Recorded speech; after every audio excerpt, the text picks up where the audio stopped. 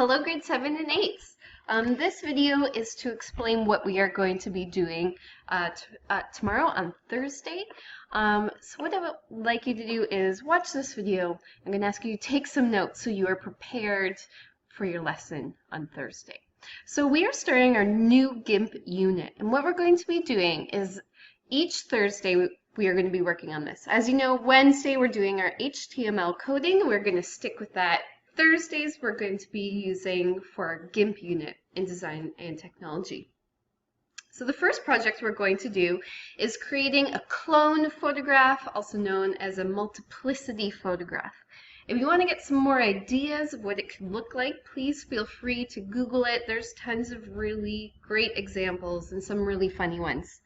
And this is what we are going to be doing together. So this Thursday, we are going to take our photographs, and next Thursday, we are going to spend the lesson together making our completed photograph. So we should have a finished product that looks something like this. So here's what we're going to be doing Thursday. I would suggest writing down the steps. I'm going to have numbered steps. Write them down so on Thursday you're just ready to get going and you don't need to ask any questions. So we are going to have our photo shoots in the upper deck. That way you can have some privacy and you won't be distracted by other people. So we'll have our photographs in the upper deck and we'll have one person in there at a time with the photographer who will take the pictures. You're going to have multiple pictures taken with the exact same background. And once you have those photos done, what I would like you to do is take them and put them on the World's Best Writing. Maybe keep extra copies in your email, on your USB, wherever. Just in case you lose them, you'll have a backup just in case. Okay, I don't think you need to write any of this down, but if you think you might forget, go ahead and write that down. All right, if you need to look over this slide a little bit, you can just pause this video. Okay, so here's what you are going to do. The first step is you're going to have the upper deck to yourself with your photographer to take your pictures. Make sure they are classroom appropriate because you are going to be showing people your final product, but I would like these to have some whimsy to them, have some fun with this. And it's up to you what your poses are going to be like. But you will have your photographer set up the camera on the tripod, and that tripod should not move whatsoever. Even if you accidentally ding it a little bit with your elbow, you'll have to start over with new pictures because they will not line up. So number one, camera will be on the tripod, and this tripod and the camera should not move even 1 millimeter. If you're a photographer, please write down that you will need to use manual mode for this. So remember an M on your camera dial. That is because in automatic, in this one, the camera chooses the shutter speed and the aperture, and what that will do is each picture will have different lighting in it, and we cannot have that. They need to be the exact same. So make sure if you're a photographer that you have your camera manual mode and then keep the same shutter speed and aperture for each picture. So you will not need to change that again. Just select the right setting and then take a whole bunch of pictures. Okay, so write that down and I will move on to the next slide. So remember, you can pause this video at any time. Okay, part 2, come up with your creative poses. I really like in the clone photographs when you are interacting with yourself. So I'll go back to this slide. So see how there's something going on there. These two people, myself, are meant to be talking to each other, having conversation. So I do like that, but it's up to you if you are doing different poses, if you're acknowledging each other or not. That is up to you. So come up with your creative poses. So here it says grade 8s must have 3 and grade 7s must have 2. So if you're in grade 7, there should be at least 2 pictures that you are going to use. If you're in grade 8, I would like you to have 3 in your final product. So tomorrow when you're having your pictures taken, I would suggest having a bunch of pictures taken so you will have um, a few to choose from.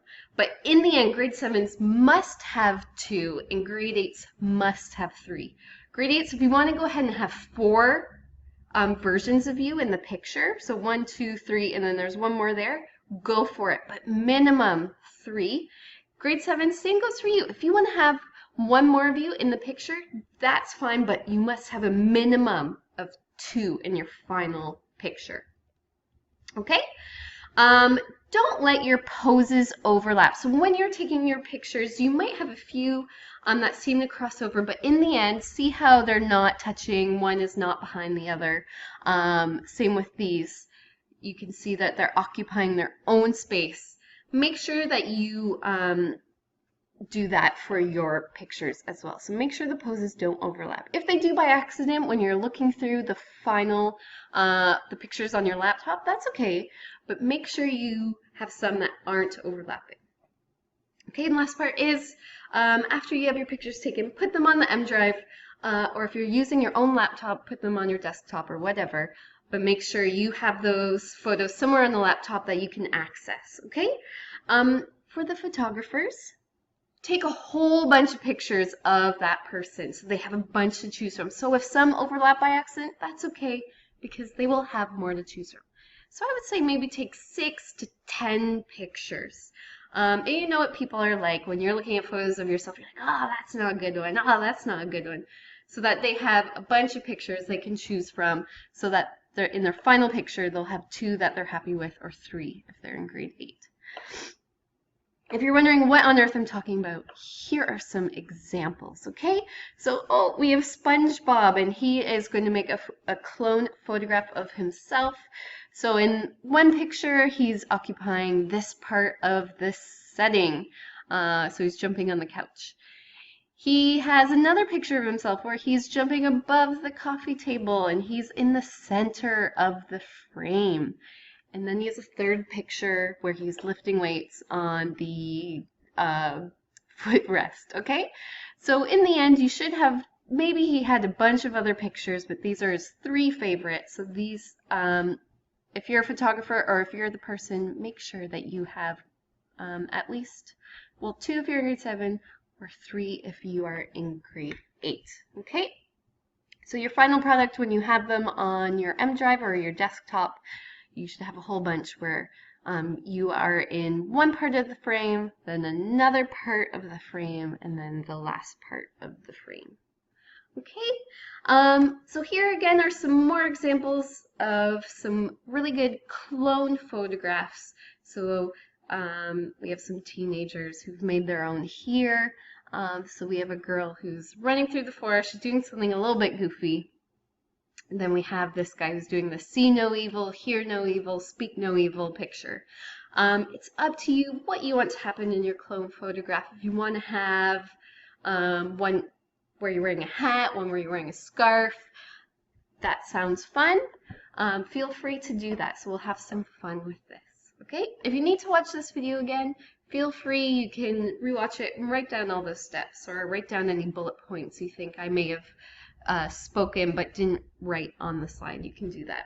So when we have our class on Thursday, we'll have a couple people head right into the upper deck and start those photographs, and once they're done, we'll have another couple go in and get those done as well. Okay, so by the end of the lesson, hopefully you have a whole bunch of pictures of yourself doing different poses that we can use next Thursday when we're ready to open up GIMP and put these all together. All right, guys, thank you.